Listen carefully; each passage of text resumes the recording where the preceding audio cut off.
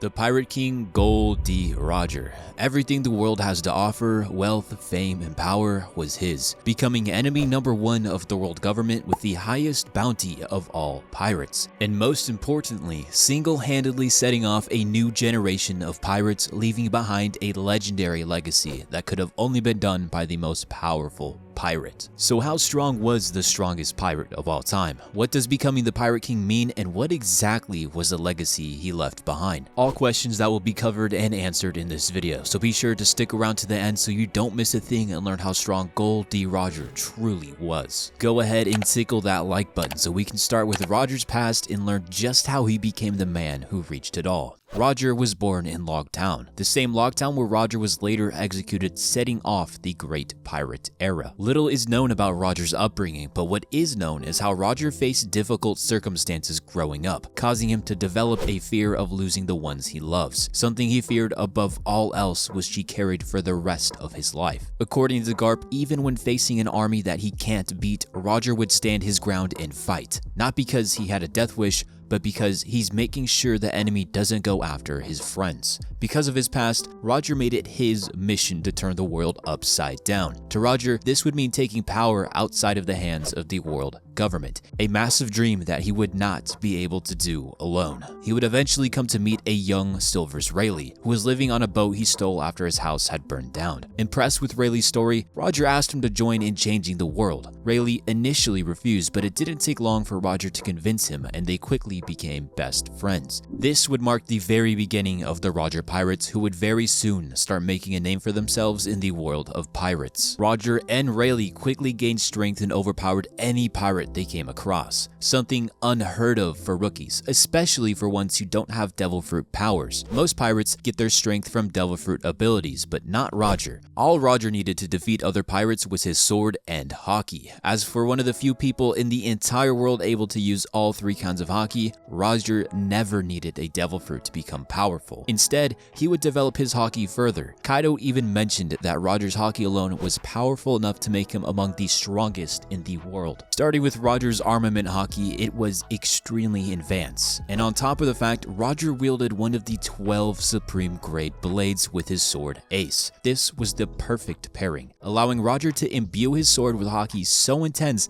not even someone as powerful as Odin could compete with it. The combination embarrassed Odin, who was overpowered with a single brief attack from Roger. For Roger's observation hockey, he had it as well, and it's entirely possible Roger could use advanced observation hockey, letting him see into the future, but it has never been confirmed whether he does or does not. What Roger does have is the ability to hear the voice of all things. This would prove to be exceptionally useful for locating all of the poneglyphs simply by hearing them, even allowing him to hear the massive elephant holding Zoe on its back, Zunisha, speak, something only 3 others have ever done in the entire series, to be Luffy, Odin, and Momonosuke. Most impressively though was Roger's conqueror's hockey, as you would expect from the strongest pirate of all time. Roger had an incredibly strong will that fueled his powerful conqueror's hockey. Using advanced applications, he could infuse his attacks that it takes someone like Whitebeard to hold off against. Black lightning would be seen emitting from their blades as they clash, causing those nearby without a strong will to lose their consciousness. In fact, Whitebeard was one of the very few who could even stand their ground against Roger. The other most notable figures are Garp and Roxy Sebek. Garp is well known for being Roger's rival and equal. It's one of the reasons he is renowned as the strongest marine. The other reason is because of the God Valley incident. Garp and Roger had to team up to take down Sebek, who was so strong himself his crew was made up of Whitebeard,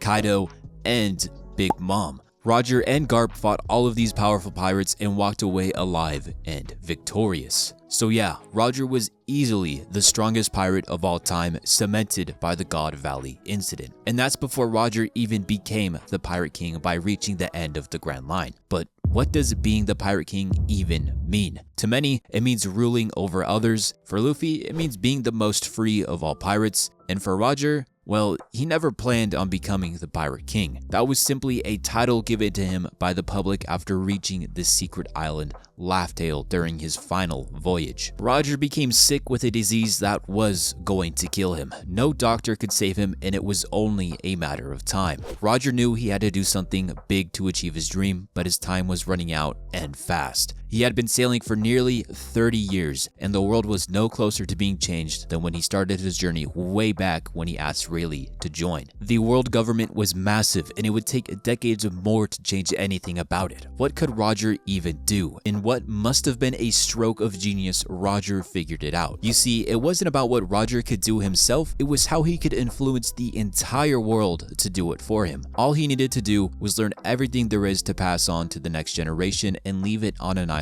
unreachable to the world government. This would set the foundation for the legacy left behind by Roger, and he had it all planned out to achieve his dream. With 1 year left to live, he gathered up his crew for a final voyage to reach the end of the Grand Line. In order to reach the final island Laugh Tale, Roger needed to obtain all of the road poneglyphs. There were 4 separate ones that together act as a key to reach the island. Already having one in his possession, he traveled to Wano and Zo where he would find the next 2. Despite his worsening condition, he managed to find the final poneglyph and reach the island, learning the truth behind the Void Century, the Will of D, ancient weapons, and finding Joy Boy's treasure. With such a massive discovery, all Roger and his crew ended up doing was burst out laughing, causing them to name the island Laugh Tale. Soon the news would spread throughout the world and Roger would be dubbed the Pirate King among the public. The world government then began targeting Roger in light of the new name. With little time left to live, he decided it was time to disband the crew. Before leaving, he assured Rayleigh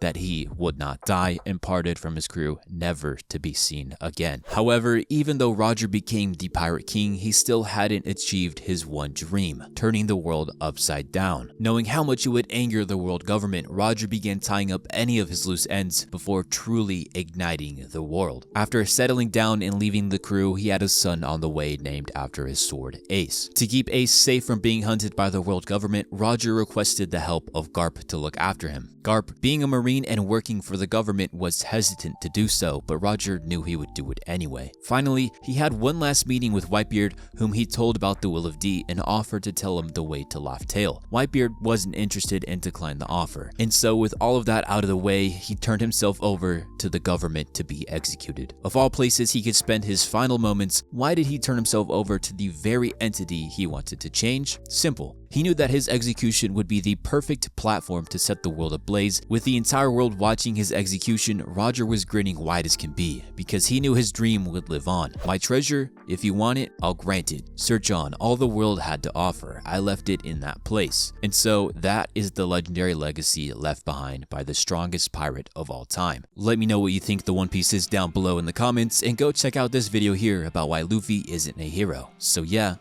bye.